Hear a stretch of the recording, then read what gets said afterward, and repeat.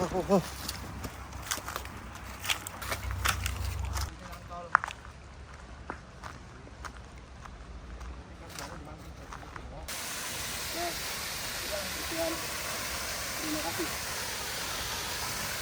kita harus naik tangga dulu, soalnya nggak bisa jalan lagi maksimal. Ini guanya, gua Belanda, gua Jepang mas. Belanda. Yang tahu pasti.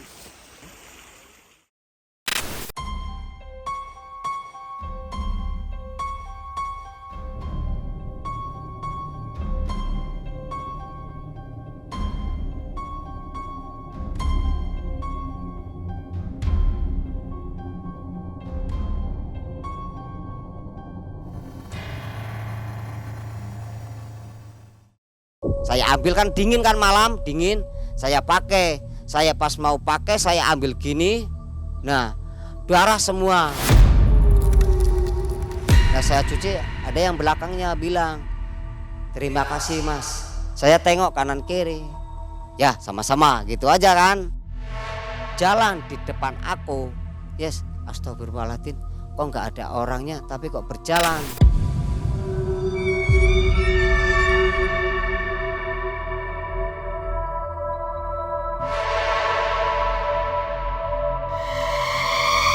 Itu kejadiannya malam. Temennya itu kok pada nggak tahu. Saya bilang, "Mas, itu temennya tuh terjebak di dalam bambu." "Di mana Mas? Itu mana? Di mana?" "Di situ." Katanya dia nggak dengar. Dia nggak dengar kalau minta tolong. Kalau saya lihat di daerah situ banyak monyet Mbak ya. Iya, emang banyak Itu monyetnya. apa? Ada kisah apa Mbak tentang monyet? Hubungannya dengan kecelakaan di situ atau dengan pesugihan Mbak? Setelah diminta untuk menjadi kuncen di wilayah Alas Roban, perjalanan Mbah Seti terus berlangsung. Kejadian tak masuk akal bermunculan. Barang muatan yang diangkut para sopir sering hilang tanpa sebab.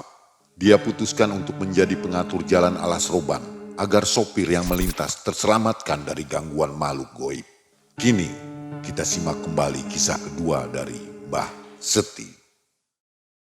Apa kabar Mbah Seti? Alhamdulillah Mbah sehat. Seti, ketemu lagi kita ya di YouTube Malam Mencekam di video kedua dari Mbah Seti. Ya. Untuk sobat yang belum mengenal Mbah Seti, silahkan nonton video yang pertamanya, ada di atas sini. Sobat MM, tim Malam Mencekam masih berada di wilayah Alas Roban. Ya. Nah, yang nampak di belakang ini adalah sebuah gua sekitar tahun berapa? Tahun 12-13. 12-13. Ya. Berarti tua sekali nih. Iya, tua sekali. 12 itu zaman kerajaan, Mbah. Iya, emang di sini kan zaman kerajaan. Di sini kan dulunya kan sebenarnya kan sini kan kerajaan. Di sini kan udah ada yang para wali itu disembunyikan, nggak ditampakkan, ditutup sama aura yang mistis. Yang mistis yang nggak bisa dilihat sama orang yang biasa-biasa aja. Emang disembunyikan sama orang para wali yang dia bersembunyi di sini sengaja disembunyikan. Jadi kalau orang yang hatinya kotor nggak bisa melihat gua ini. Oke. Nah, sobat MM, selain kisah yang tadi yang gua ini, hari ini Mbah akan berkisah tentang waktu pengalaman Mbah di tahun 2000 berapa, Mbah? 2010. 2010 sudah turun ke jalanan Alas Iya. Roban, Mbah ya. Iya. Jadi malang melintang di Alas Roban. Itu menjadi seorang pengatur jalur ya, Mbah ya. Iya, kalau Di dibilang pinggir kalau jalan. sekarang Pak Ogah lah, kalau Pak Ogah dibilang nih Pak gitu ya. Ogah. Jadi truk-truk yang lewat diatur oleh. Iya, saya atur, saya untuk membantu biar menjaga keamanan, keselamatan yang jadi supirnya itu biar tidak kesesat itu loh. Ya. Dan Mbah Seti ini, sobat Malam Mencekam, adalah narasumber yang bisa dipercaya atau kredibel ya, Iya. menjelaskan hal tentang wilayah dari Alas Roban. Jadi kalau ke Alas Roban boleh bertemu dengan Mbah Seti untuk menanya lebih lanjut lagi ya, Mbah. Iya. Mbah, sebelum mulai ini situasinya kan sudah mau maghrib ya, Mbah. Iya, iya. Ada apa yang Mbah rasakan di sini, Mbah? Yang- Aura sekitar kita ini. Yang aku rasakan di sini emang iya, tadi sudah disambut dengan sejenis sesosok harimau dan ular. Dan begitu saya minta izinnya untuk silaturahmi. Di sini bukannya kita untuk mau apa-apa, hanya untuk mengetahui sejarah gua yang ada di Poncowati, kalau dibilang Alas Roban itu. Nah, Sobat MM, ini mungkin belum ada YouTuber yang mengangkat ini, Mbah ya? Sudah Sudah ada. dari Pawang Alas Roban aku sendiri. Oh iya, dari Mbah sendiri. Iya. Jadi baru dari Mbah sendiri mengangkat Goa Belanda ini. Ini jumlahnya ada 13, Mbah. Berapa? 13, ada yang bilang 13, ada yang bilang 12.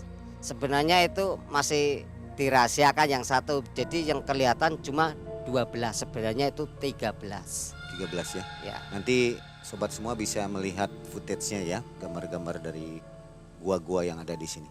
Nah, kebetulan Mbah sudah memakai kaos malam mencekam. Iya, nih, Mbah. terima kasih atas. Sama-sama. Terima kasih, Mbah. Ya. Jadi tinggal menunggu kisahnya aja nih dari. Iya. Saatnya kita mendengarkan kisah dari Mbah Seti.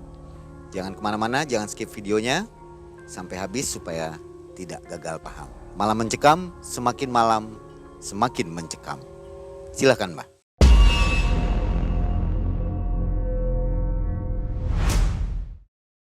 Tahun 2010 saya sebagai seorang pengatur jalan yang ada di Alas Roban, yang disebut namanya sebenarnya itu Poncowati, sebagai pengatur lalu lintas. Ada sukanya, ada dukanya. Di saat itu aku sedang mengatur jalan di jalur Alas Roban. Sering kadang satu malam mendapatkan uang hanya sekitar 5.000, hampir 10.000. Kenapa Mbah mau turun ke jalan? Nggak ada kerjaan lain atau bagaimana, Mbah? Masalah itu karena AT, tergantung dari AT. Saya sudah dikasih tahu sama kedua orang tua, disuruh minta kerja di pabrik, tapi saya belum mau. Saya mending jadi orang bebas dulu, walaupun aku sudah mempunyai istri, mempunyai anak. Pengen mencari kebebasan dan tidak pengen diatur-atur. Selain itu hampir ada 1 tahunan lah saya menjadi orang pinggiran, cari nafkah, mengasihi nafkah kedua orang tua, sama istri sama anak di pinggir jalan di Alas Roban. Ya hujan kehujanan, panas kepanasan. Tapi banyak yang senang dengan adanya Pak Oga di situ. Supir pada ada yang kebantu, jadi tidak sering ada yang kebanyakan salah jalur atau gimana. Tapi begitu juga ada susahnya di saat ada musim hujan. Kalau di tengah alas itu nggak ada tempat untuk berteduh. Dengan berjalannya waktu itu berlambat laun, akhirnya saya berpikir untuk bekerja di pabrik. Habis kerja di pabrik itu, tapi aku tetap tidak meninggalkan profesiku sebagai Pak Oga. Dan suatu saat ada mobil dari bawah. Itu mobil itu habis setoran, udah habis lunas. Habis lunas, dia mengangkut kayu. Dia sudah ambil salam, tenton-tenton. Saya salami kembali. Langsung saya mengambilkan tangan biar naik ke atas. Akhirnya mobil itu dipas ringinan tanjakan pertama, tidak kuat. Akhirnya mobil itu terprosot ke dalam jurang. Lah tapi anehnya itu pas di dalam jurang berguling-gulingan, warga pada kedatangan di situ terkejut, kok nggak ada muatannya, nggak ada supirnya. Tapi ada di sebelah kali, di bawah jurang itu ada sungai, ada orang mandi di situ. Lah orang mandi itu lalu dipanggil, "Papa, ada mobil oleng tuh di jurang." "Mana itu?" Dia lalu tercengang, "Itu mobil saya." Kata bilang kayak gitu. "Masa Pak?" "Iya itu mobil saya." "Lah maka Bapak di sini?" "Saya juga nggak tahu." Bilang kayak gitu sama warga, "Saya juga nggak tahu." "Kok bisa?" "Iya, kayak habis mimpi gitu."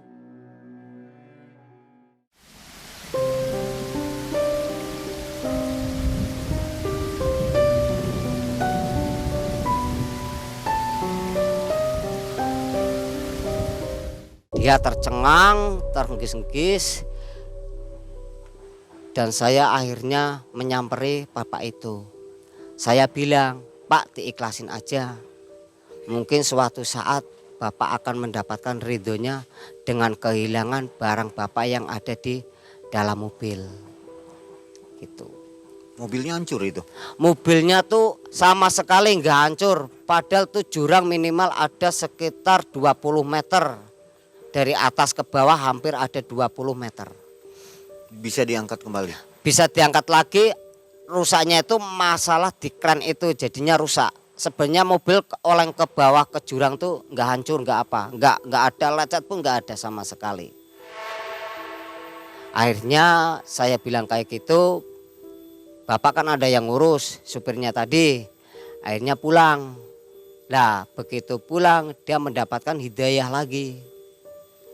Kenal sama bos lagi, dia disuruh nyupir lagi. Dia sebenarnya sudah nggak mau nyupir, dengan pengalaman itu dia trauma kan. Dengan kejadian yang dia barangnya itu hilang nggak ada, tapi mobil masuk jurang kok nggak apa-apa. Sedangkan dia pun kok nggak ada di dalam mobil. Dia kan anehnya kan di situ, di sebelah pas pohon beringin, tanjakan yang pertama itu. Jadi yang nyupir itu siapa ya Mbah? Nah makanya itu, lah sehabis itu bapak kan pulang itu mendapatkan hidayah, dia kenal bos lagi, dia menyupir lagi truk fill up jurusan Surabaya Jakarta. Dia mendapatkan mobil itu, dia berangkat lagi dari Surabaya dengan muatan sejenis kayak minyak goreng atau apa gitu ya, fill up lah. Nah di situ dia menemukan aku lagi pas di tikungan yang sedang mengatur lalu lintas. Dia bilang, "Dek, sini Dek, nih rezeki kamu." Bapak yang kemarin oleng di situ ya Jujang ya. Iya Dek, makasih ya. Terima kasih atas hidayahnya. Hidayahnya apa Pak? Ya alhamdulillah saya diberi kesehatan, keselamatan, masih bisa nyupir lagi. Iya Pak, ini sama-sama. Itu dia berangkat, berangkat dengan hidayah itu dia akhirnya tuh nggak ada berhentinya. Akhirnya mobilnya itu disuruh bosnya untuk dibelikan dia untuk angsuran gitu biar dia mempunyai mobil sendiri lagi. Dicicil. Ya dicicil. Akhirnya dengan berjalannya waktu dia mendapatkan nggak ada henti-hentinya tuh. Dia habis ini dapat jok lagi, habis ini dapat jok lagi sampai selesai. Sampai selesai. Akhirnya dia mungkin sekarang jadi orang sukses. Saya doain amin lah orang itu. Yang penting buat pengalamannya dia masuk di Alas Roban tuh benar-benar mistis, angkernya tuh memang nyata temenan, enggak dimain-mainkan. Jadi itu masih tanda tanya ya dia ada di tempat pemandian ya Mbah? Ya itu masih ditanda tanya, dia sempat masuk ke orang pintar lah di kampungnya dia. Nggak usah ya, di kampungnya dia sudah dia bertanya. Katanya dia mandi di kedung yang airnya jernih luar biasa. Di situ katanya banyak cewek-cewek cantik, dia di situ mandi. Yang Mobilnya namanya diparkirkan mungkin ya Mbah? Ya mungkin dia diparkirkan di situ, tapi keingatannya dia itu masih nyupir, masih berjalan nyupir. Sebenarnya itu kan kayu yang bawa dia itu masih dibutuhkan pada penunggu Alas Roban yang lagi sedang membangun lah ya, pembangunan. Lah mungkin dengan keikhlasannya dia mendapatkan hidayah sampai bisa dia nyupir lagi dan mendapatkan mobil lagi sampai sekarang ini. Yang berikutnya kisah ini cerita antara anak pang yang sedang ibaratnya untuk bersenang-senang, dia ikut mobil trailer yang jumlahnya anaknya itu sekitar kalau enggak salah 7 atau 8. Tahun sekitar 2008. Tanjakan ketiga dari atas Beringin, dari anak pang itu. Itu kejadian sore hari, anak pang itu dari Jakarta mau ke Surabaya. Yang di depan itu ada 5, yang belakang ada 2, berarti 7. ada 7. Akhirnya trailer itu laka, remblong dari atas. Akhirnya anak pang itu yang meninggal di tempat itu ada 3. Yang 1 cewek itu kedelep sama besinya, berutnya itu yang mau minta ditolong. Saya bilang, Mbak, lah mau nolong gimana? Besi seberat itu masa mau diangkat sama orang? Kan nggak mungkin, sekitar ada 3 ton. Posisi Mbak ada di situ. Hampir tiap hari di situ. Pas laka saya lihat sendiri di situ. Waktu pas evakuasi korban itu orang-orang nggak pada mendekat, pada takut semua karena kita mau mendekat pun ngapain.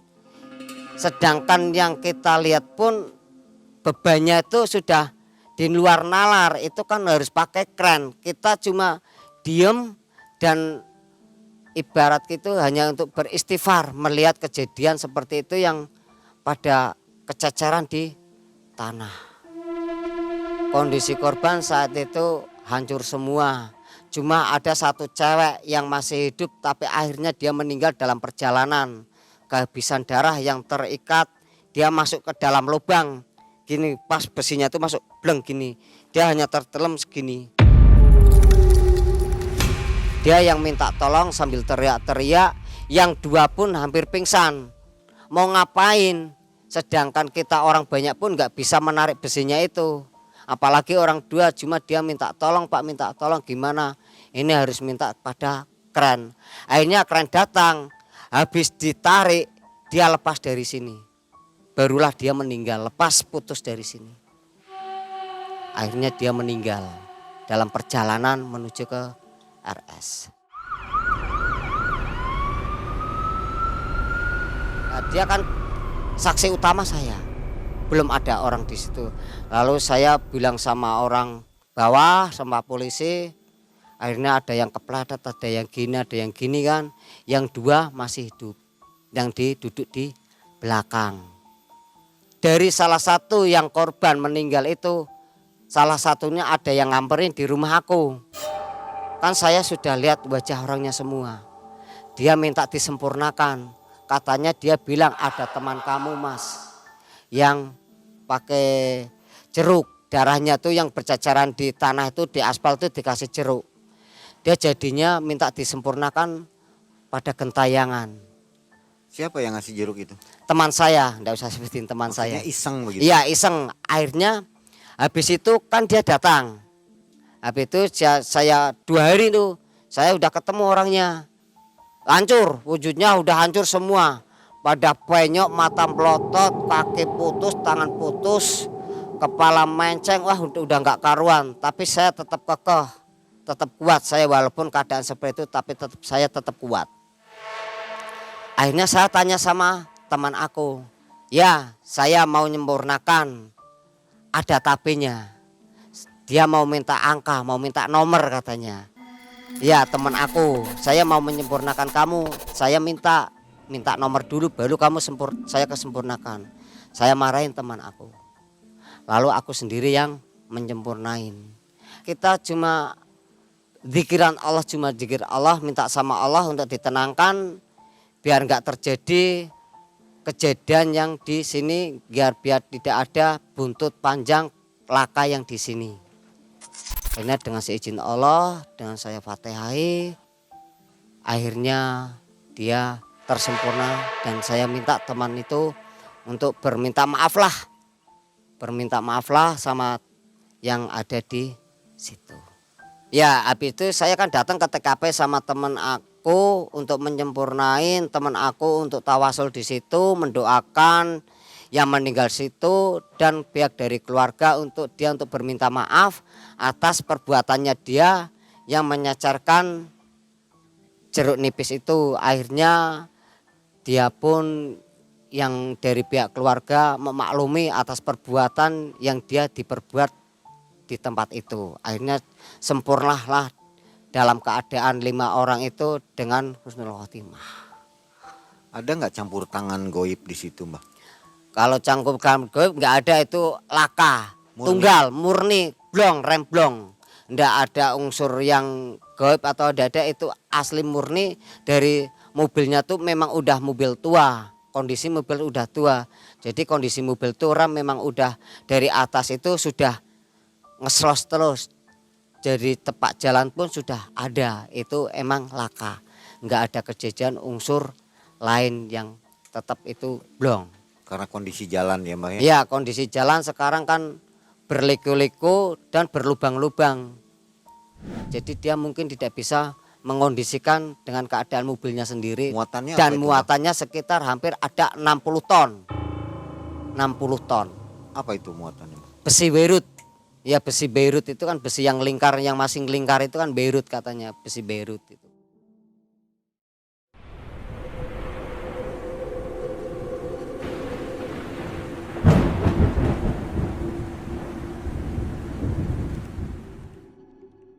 Emang saya sering di situ di Alas Rubang atau namanya Poncowati, dibilang ya seringlah lalang buana di situ.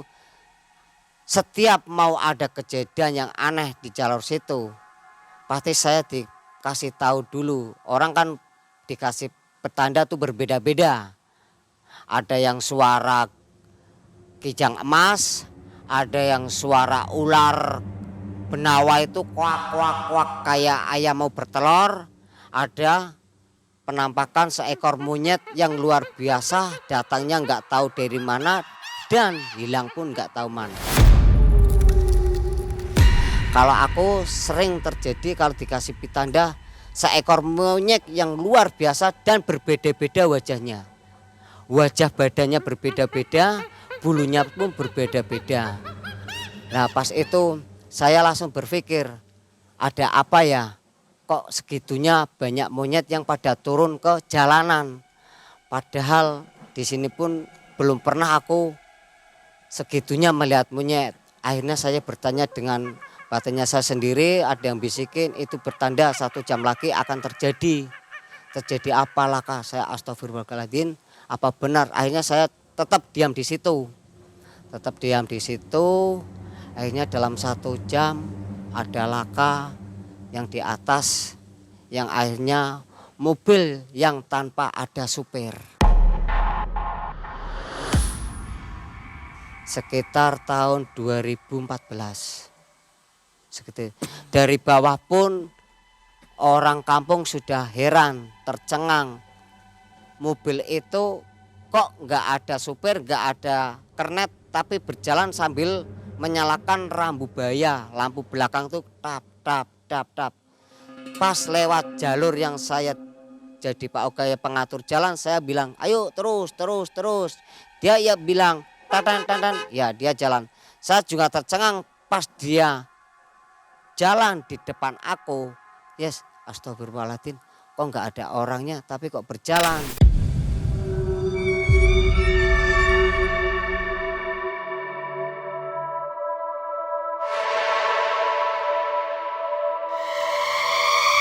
Itu kejadiannya malam sekitar hampir aja jam 12, setengah 12 Sabtu Kliwon. 12 Sabtu Kliwon. Lah itu munggah tetet, itu kan mobil apa kayak tangki itu ya, kayak tangki itu mobil kayak tangki itu yang tuh naik ke atas, dadat. Pas lewatin aku 5 menit lah, antara 5 menit ada suara duer. Satu kampung pun sampai terdengar, di bawah warung itu terdengar suara duer. Lalu saya naik. Tadi pas lewat di depan aku kok nggak ada sopir, nggak ada kernet. Begitu ada suara duer saya lewat, itu dia nggak masuk ke jurang, hanya ke pinggiran aspal itu kayak sejenis pengairan tuh loh, jalan selokan itu nggak masuk jurang, cuma gini doang. Saya lihat kok ada supir, ada kernet.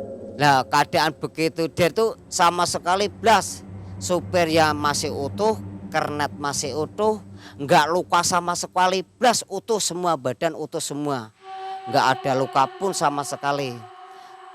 Dikeluarkan dari mobilnya itu, keluarkan itu dipapa sama orang-orang itu masih utuh semua, nggak ada tatunya sama sekali. Tapi sehabis dipapa itu jaket itu dilepas sama Pak Polisi. Ditaruh di jok supir yang tadi pas dia dudukin. Habis itu jenazah dibawa kan ke RS untuk divisum kan. Lah Pak Polisi itu bilang sama aku, "Cil, kamu berani nggak jagain mobil ini?" "Berani Pak." Gini. "Benar berani?" "Iya berani." Gini. Lah pas mau saya berani, Pak Polisi, "Nih Cil, jaket buat kamu, biarin aja di situ." Nih. Lah pas gitu Pak Polisinya pergi, saya ambil kan dingin kan malam, dingin. Saya pakai. Saya pas mau pakai saya ambil gini. Nah, darah semua. Padahal awalnya tuh pas begitu Pak supirnya ditarik keluar tuh sama sekali luka sedikit pun enggak ada. Habis jaket itu saya ambil darah sekali, saya bawa ke bawah.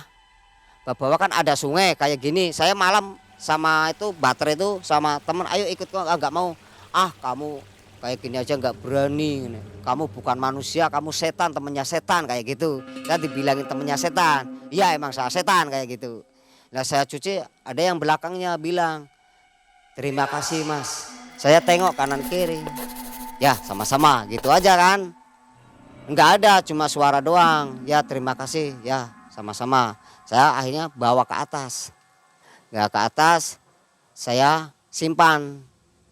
Saya taruh ke sepeda motor. Nah, habis itu saya untuk disuruh jaga, saya tarik harga malam makanya. Lah saya panggil sama teman-teman, "Bang, sini, ini kita disuruh jaga mobil ini." Lah tanya, "Berapa satu malamnya?" Ini. Dia bilang 100.000 satu malam. Gimana 100 malam? Kita jadi Pak Oga pun satu malam pun nggak dapat 100.000 loh. Akhirnya pada ikut. Orang berapa tuh? Hari pertama orang 5 tapi takut. Pada takut, ada suara sek gitu, pada takut. Akhirnya cuma orang 2.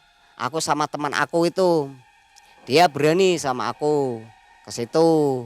Akhirnya lah habis itu saya jaket bawa pulang. Tetap bawa pulang. Malamnya lagi saya sama teman aku sampai membawa nasi bekal. Dia bawa bekal, masalah di tengah hutan kan gak ada yang jualan di situ. Nah di situ Mas Buya bawa bekal nasi dikasih rantang. Ya malam sih itu sekitar jam 11 atau jam 10-an tuh. Dia tiduran di sebelah samping mobil, aku yang di rodanya tuh kan gantung buat telandian gitu, set. Lah teman aku dikirain aku yang mijitin. Nah bilang gini, "Bener mah enak, terusin gitu." Habis itu saya itu kok bicara sendiri atau tidur atau ngigo atau gimana kan saya takut. Saya samperin, ya. Dia bilang, "Kok berhenti Bang?" Ini. "Berhenti ngapain mijitnya?" "Siapa yang mijitin? Aku cuma mainan di roda itu sambil lihat-lihat jalan." Ini. "Lah tadi siapa?" "Ya nggak tahu," saya bilang gitu. "Lah terasaan situ gimana? Itu lengannya tangan." "Ya nggak tahu." Lah saya gini katanya, saya pas begini kan katanya halus. Lah dia lihat kukunya tuh panjang-panjang. Katanya saya tuh dia lihat tangan saya tuh katanya panjang-panjang. Dia akhirnya kan ketakutan. Udah ini. Habis itu dia kan lapar. Dia mau makan yang dia bekalin udah nggak ada. Nasinya udah nggak ada. Dia akhirnya kan kelaparan, bingung. Udah ya diikhlasin aja. Perut lapar diikhlasin. Lah kamu berani turun sendiri cari nasi lagi. Dia akhirnya emosi dengan keadaan perut kosong. Dia dibuang. Di sebelahnya tuh ada sungai kan, dibuang ke sungai. Habis dibuang ke sungai 5 menit atau 10 menit datang lagi, malah kembali rantangnya itu kembali. Lah saya bilang, "Ya, lah itu rantangnya kamu kembali ya." "Mana?" "Lah itu, coba liatin." Diliatin, dibuka itu ada ikan bakarnya itu, lauk pauk yang ada di Lamongan itulah, ada sambelnya, ada apa. Tapi Buya tetap gak mau makan.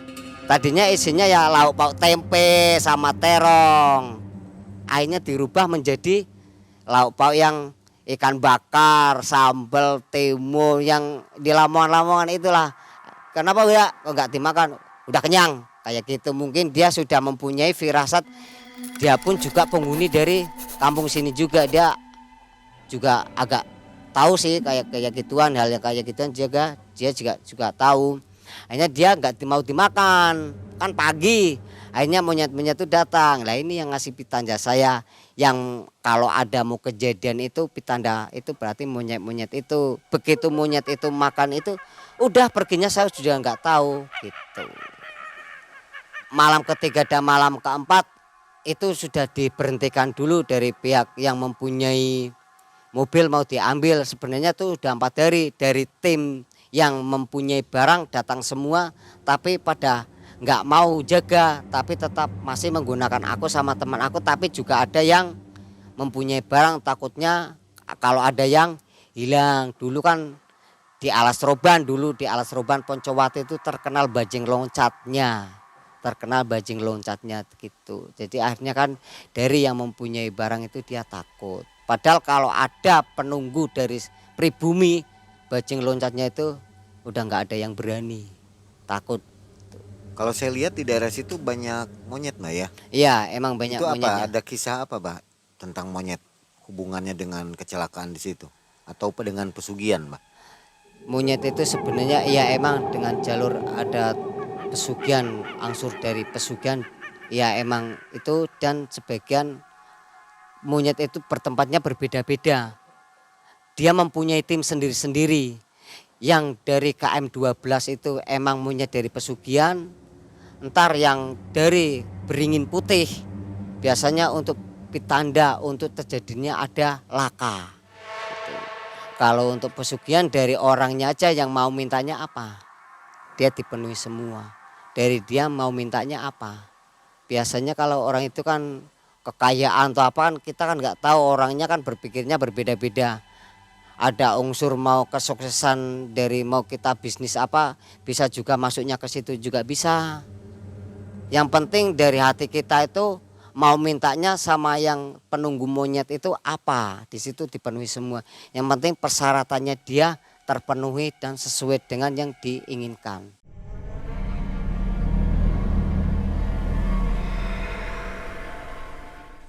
Sering Mbak berinteraksi dengan monyet-monyet di situ Mbak? Ya sering sih.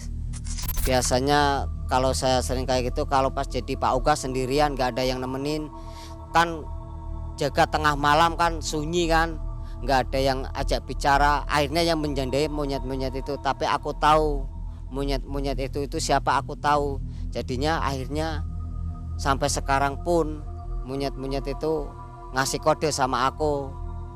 Kalau kodenya kalau mau kecelakaan, di monyetnya bentuknya yang kayak gini. Kalau yang entar ada monyet yang kayak gini, berarti habis orang ada minta pesugihan. Aku udah dikasih semua monyet di sini pun tempatnya tuh berbeda-beda dan bulunya tuh berbeda-beda, wajahnya pun juga berbeda-beda, nggak serupa, nggak sama. Dia mempunyai tugas sendiri-sendiri dari alam, dari Alas Roban ini. Kalau pengemudi yang lewat situ lihat monyet, pertanda apa Mbak? Oh, kalau pemudi yang lihat monyet di situ itu nggak terjadi apa-apa, hanya sekedar monyetnya itu kan kadang monyetnya di sini kan bersamaan dengan asli monyet yang ada penghuni di Alas Roban, bersamaan dengan seiring. Jadi seolah-olah tuh biasa supir kan nggak menghiraukan, malah senang, enjoy aja, kasih makan atau apa. Itu malah supir yang sering ngasih makan atau apa-apa, malah dia sering diberi keselamatan. Kalau ada yang sering malah monyet podo ning tengah jalan, katanya aja kan monyet kan kadang kan ada orang malah ngata-ngatain monyet, kewan kan dikata-katain, berarti kan kita kan sudah kayak kewan gitu loh.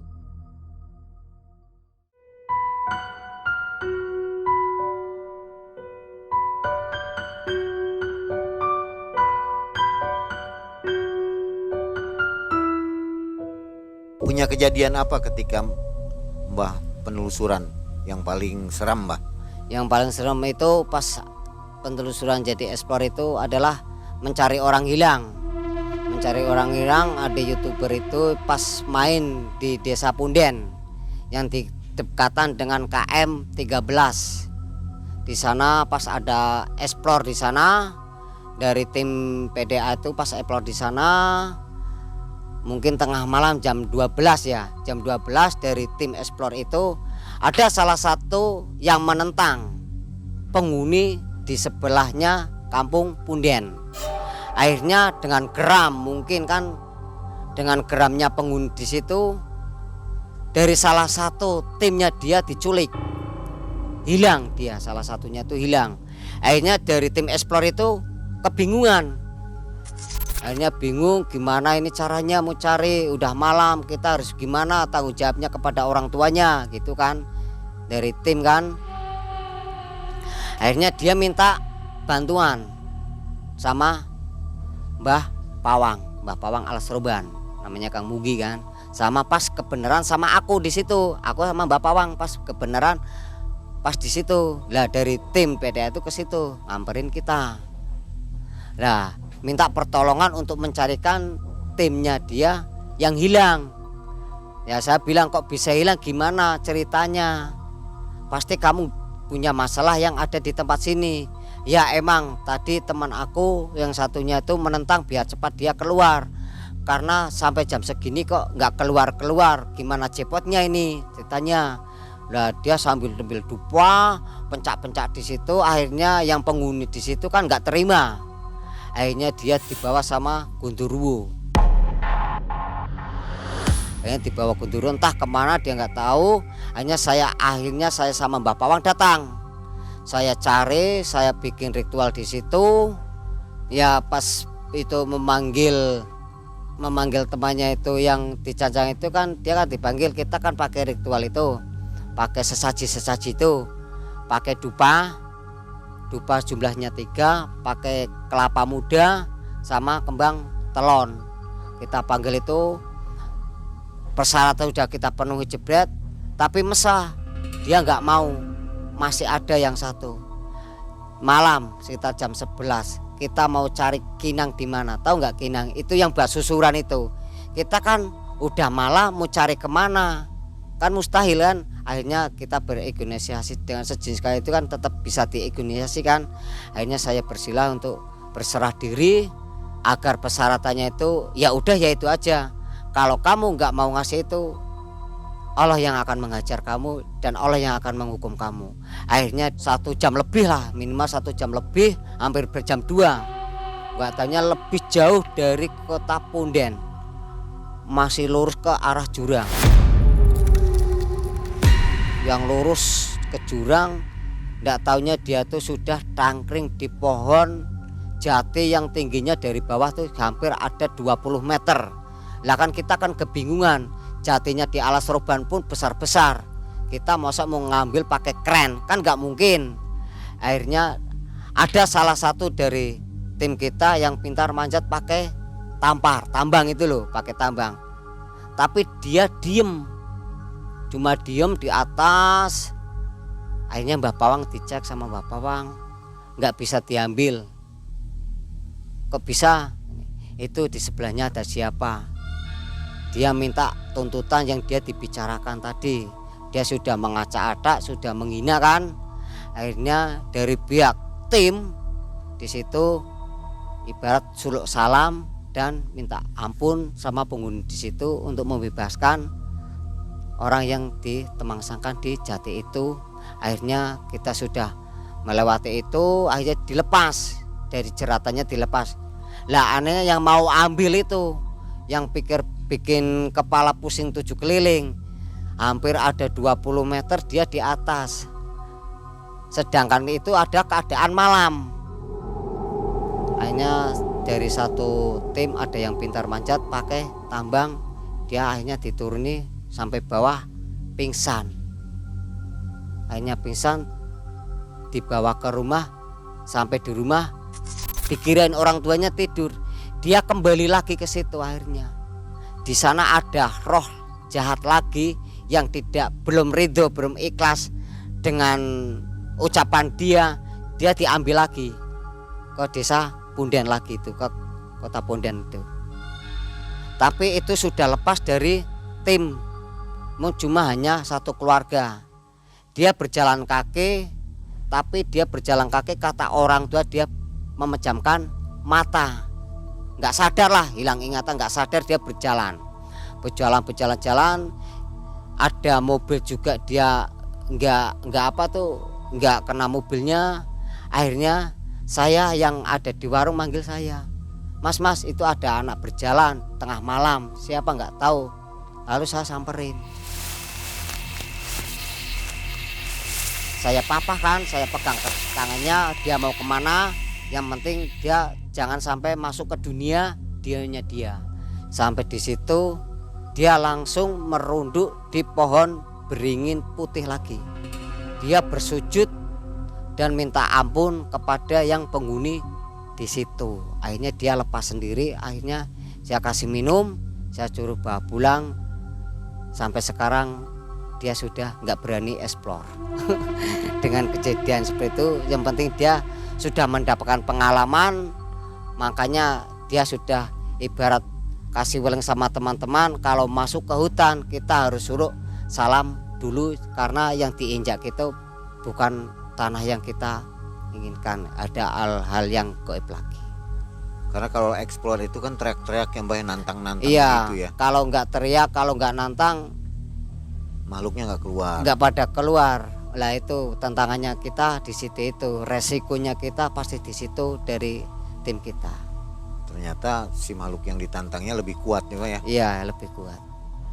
Ya, untuk sementara ini kami mohon maaf ya, sebelumnya untuk peringatan lah dari pengendara mobil yang masuk ke Alas Roban untuk mencari salam, bukan salam dari mulut tapi juga salam dari mobil. Juga orang yang mau explore atau mau apa, harus kita suluk salam dengan bahasa kita sendiri dan keyakinan kita sendiri.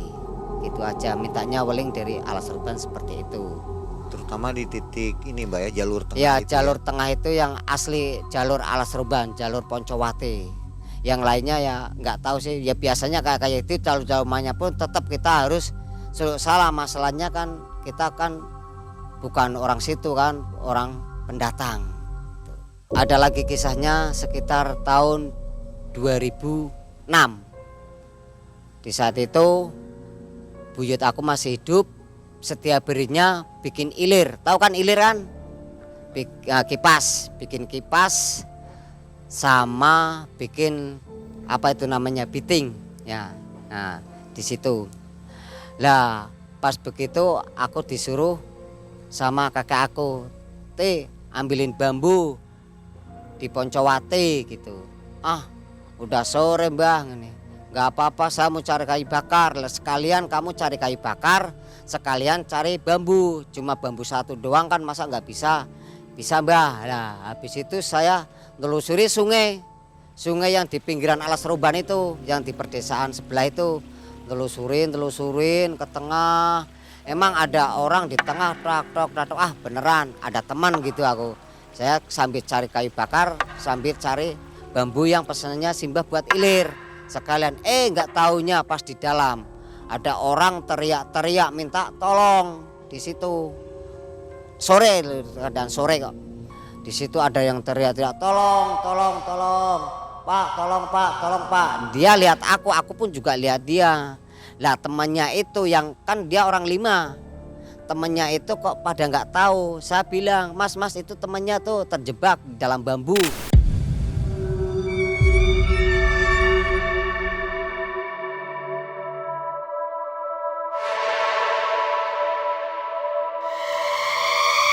Di mana Mas? Itu mana?